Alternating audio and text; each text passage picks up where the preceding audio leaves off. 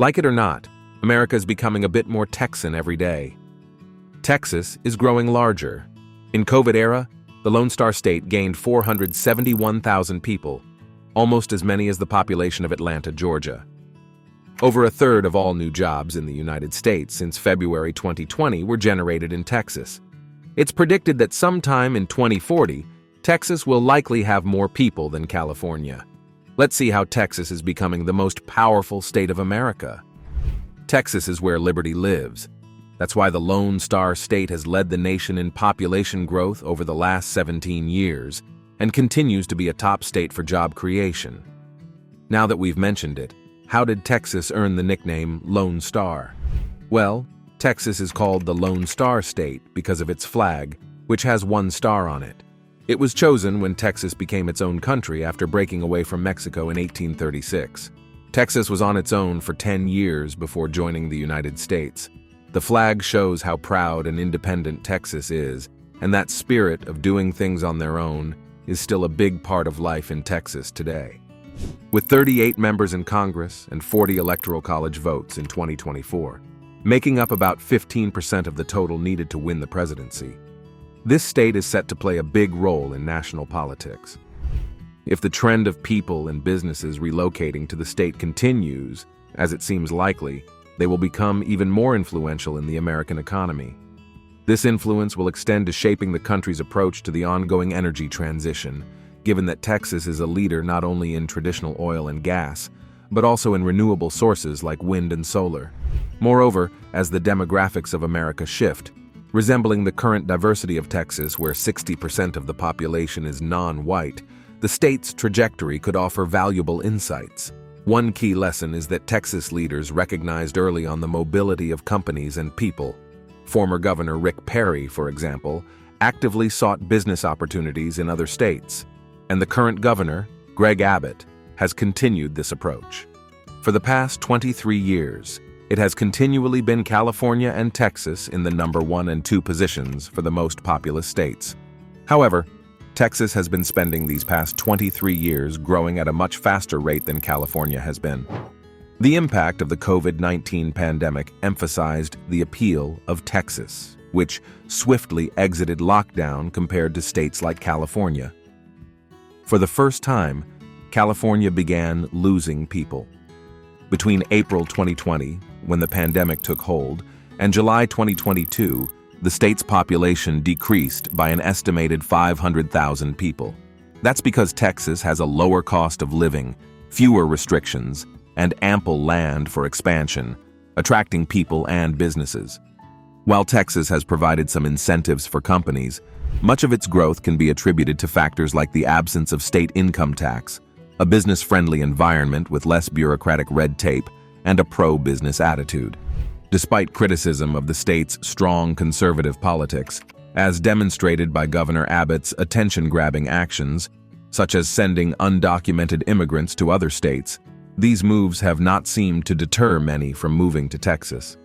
It remains to be seen whether recent controversial laws, like the restrictive abortion measures, will have a big impact on this trend. However, it doesn't seem so. Texas teaches us some other important things. One lesson is that it's smart not to depend only on one thing. When the oil business had a tough time in the 1980s, Texas felt the pain. But instead of just sticking to oil and gas, they decided to do different things. Finance and property businesses grew, and each big city in Texas found its own strengths, like tech in Austin, energy in Houston, and finance in Dallas. This way, they didn't have to rely only on one industry. Another lesson was to be careful about spending. Texas used to have a government that didn't spend a lot of money.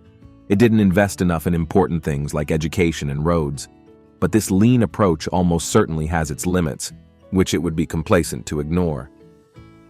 The people moving to Texas have been better educated than native Texans and filled many of the higher-skilled jobs. The state is bound to invest more in its workforce. That is what it did in 1984, when a bill was promoted by Ross Perot, a businessman and politician. They changed how they spent money on education. This helped Texas grow in different ways, not just in oil and agriculture. Right now, Texas has a lot of extra money, around $33 billion, So it's a good time to invest in things that will help the state in the future. Texas is not the same as all of America. It has oil and gas, so it doesn't need a state income tax. It has a lot of land for companies to grow, but it's also facing some problems. Even though it has many big companies, a lot of people don't have health insurance. Texas politics have become very right-wing, with rules that limit freedom, like the abortion ban that we mentioned. But it also has many growth opportunities. Texas is not just big in terms of money and people. It is deep in the U.S. military-industrial complex, hosting a great portion of the nation's military infrastructure and bases. They've got 15 military bases. These bases aren't just about soldiers, they're like big supporters of local businesses and job creators for lots of different industries. One place is Round Rock, where tons of military people live. It's like a hub for them, and the city is all about helping businesses grow. In Austin, they've got this place called the Austin Center for Manufacturing and Innovation. It's a zone for coming up with innovative ideas for making things. So, Texas isn't just about cowboys and oil, it's a big deal for making planes, keeping the country safe, and coming up with new manufacturing ideas. Texas also has one of the largest clusters of aerospace industry workers in the country. The state is home to the headquarters for 2 international airlines, 2 of the world's busiest airports, and NASA's Johnson Space Center. It's where the first military flights took off, and where Neil Armstrong and Buzz Aldrin trained for the Apollo 11 mission. Now, despite all the missions on the moon, it is also becoming a hot spot for beach vacations. People from all over the world, like Canadians, Asians, and Europeans, are packing their bags and heading to Texas for some beach fun. Places like South Padre Island and Galveston are drawing in sunseekers with their beautiful shores. Rockport Beach is also on the list of many people. Texas is pretty awesome for many reasons. They have huge farms growing all kinds of stuff, and they're big on beef. The steaks and barbecue are top-notch.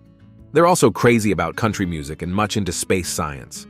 When it comes to education, they really care about it. Sports are a big deal too, whether it's football, basketball, or rodeo. And of course, there's that classic cowboy vibe with hats, boots, and lassos. Texans are super proud of their traditions, always waving their flag high.